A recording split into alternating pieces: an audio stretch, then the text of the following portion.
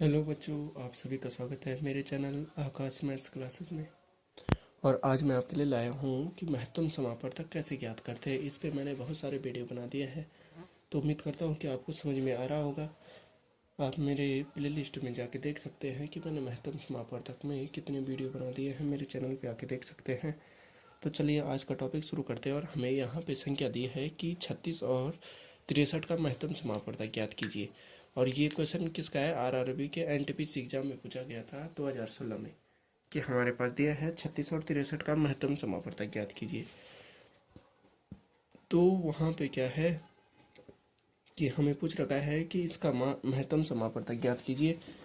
और वो भी क्या, दोनों विधियों से हम ज्ञात करेंगे यहाँ पे, ठीक है। वैसे तो हमें पूछ रखा है, तो इसको हल करते हैं। और हल करने के लिए हम क्या करते हैं कि संख्या हमारे पास क्या है, 36 और 63, ठीक है। माँ से ज्ञात करेंगे, HCF बोलते हैं जिसे हम हाइस्ट कॉमन फैक्टर, ठीक है बच्चों। तो ये ज्ञात करेंगे तो तब हमारे पास क्या हो जाएगा कि पहले हम क्या करते हैं, पहली विधि लेते हैं। मैंने पहले एक वीडियो अपलोड कर दी है जिसमें कि अभाज्य गुणनखंड विधि द्वारा, जिसको हम बोलते हैं prime factorization method and division method, भाग विधि द्वारा, ठीक है। तो हम इसको पहले अभाज्य गुणनखंड विधि द्वारा करते हैं, फिर भाग विधि द्वारा, ठीक है। अभाज्य गुणनखंड विधि द्वारा करते हैं तो हमारे पास संख्या क्या है, 36 और 63 है, ठीक है। तो हम यहीं पे इसके अभाज्य गुणनखंड करते हैं। 36 हो गया और 63 हो गया, तो 2 18 दूनी 36 होता है, 2 एकम 2, 2 8 16, 2 9 18 और 3 तिया 9, ठीक है बच्चों। ये तो हो गया 36 का, कि 2 एकम 2, 2 8 16, 2 9 18, 3 तिया 9, ठीक है। फिर इसको देते हैं तो ये तो 3 दूनी 6 और 3 एकम 3, और फिर 3 सत्ते 21, क्योंकि 7 या 21 होता है, और 7 एकम 7। तो हमारे पास 63, 36 और 63 के अभाज्य गुणनखंड क्या हो गए, 2 दूनी 4 दूनी 8 और 4 तिया 12 और 12 तिया 36, गुणा 1 भी कर देंगे, और 3 तिया 9 और 9 सत्ते 63 एकम 63, ठीक है। तो ये हो गया। अब चलिए इसको, अब यहाँ पे हम इसका HCF निकालना है।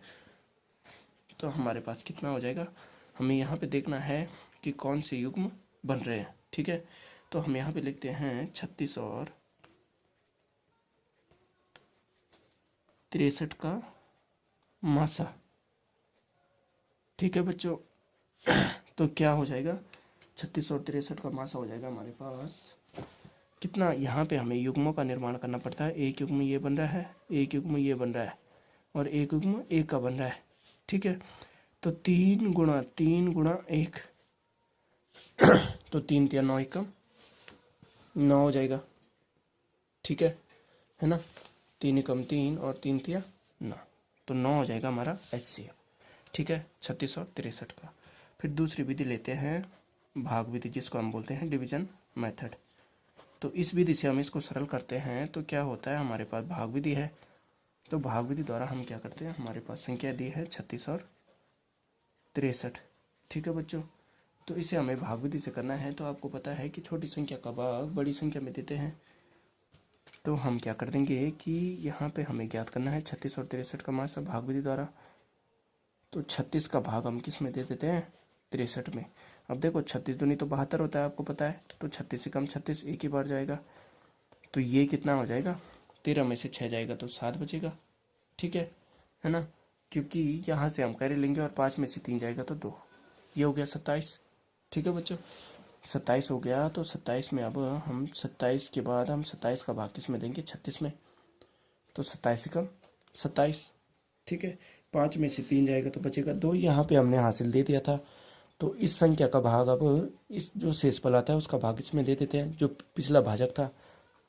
तो 27 से कम 27 हो जाएगा, और 27 है तो 16 में से 7 जाएगा तो हमारा कितना बचेगा 9 बचेगा, ठीक है। 9 बच जाएगा, और 9 का भाग हम किस में दे देंगे, 27 में। और ये तो 0 हो गया, तो 9 तिया 27।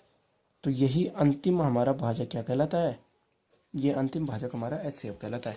तो इसको कैसे लिखते हैं, देखिए यहाँ पे हम लिखेंगे कि हमारा भाज्य हो गया 63 और 36 हो गया हमारा भाजक, और 36 का भाग एक बार गया, 36 से कम 36, और 36 में 27 जोड़ने पर कितना आता है 63, पहला पद ही हो गया। अब फिर है 36 में 27 का भाग दिया तो 27 से कम 27, और कितना बचा शेष पद 9। फिर क्या होगा, 27 का भाग दिया हमने किस में, 9 गुणा 3, 9 से दिया भाजक हो गया, तो 9 तिया 27 हो गया, ठीक है ना, 9 तिया 27 हो गया, और प्लस क्या हो गया 0। तो ये अंतिम भाजक हमारा क्या कहलाएगा, यही हमारी संख्या क्या कहलाती है HCF। तो हम लिखेंगे 36 और 63 का मासा। मैं इसलिए दोनों क्वेश्चनों को, दोनों विधियों से एक ही प्रश्न को इसलिए कर रहा हूँ जिससे कि आपको समझने में आसानी होगी कि दोनों विधियों से हमारा मान सही आएगा, गलत नहीं आएगा, ठीक है, अलग अलग नहीं आता है। तो ये हो जाएगा हमारा 36 का मासा कितना हो जाएगा 9, ठीक है बच्चों। तो उम्मीद करता हूँ कि आपको ये प्रश्न समझ में आया होगा। हमने यहाँ पे क्या ज्ञात किया, HCF, हाइस्ट कॉमन फैक्टर, ठीक है। तो HCF हमने ज्ञात किया। तो उम्मीद करता हूँ कि आपको मेरा ये प्रश्न, ये टॉपिक समझ में आया होगा। ये आसान था, हमने भाग विधि द्वारा और अभाज्य गुणनखंड विधि द्वारा हमने यहाँ पे मासा ज्ञात किया कि प्राइम फैक्टराइजेशन मेथड एंड क्या हो गया डिवीजन मेथड। तो इनसे हमने यहाँ पे क्या ज्ञात किया, महत्तम समापवर्तक HCF ज्ञात किया, ठीक है बच्चों। तो उम्मीद करता हूँ कि आपको मेरा ये टॉपिक समझ में आया होगा, और जहाँ पे समझ में नहीं आया हो कृपया कमेंट करके अवश्य पूछिएगा। और जिस भी टॉपिक पे आपको प्रश्न चाहिए या वीडियो चाहिए आप मुझे कमेंट करके बता सकते हैं। मेरे चैनल आकाश मैथ्स क्लास को लाइक शेयर एंड सब्सक्राइब करना ना भूलेगा, और अपने दोस्तों के साथ भी शेयर करना ना भूलेगा। धन्यवाद बच्चों।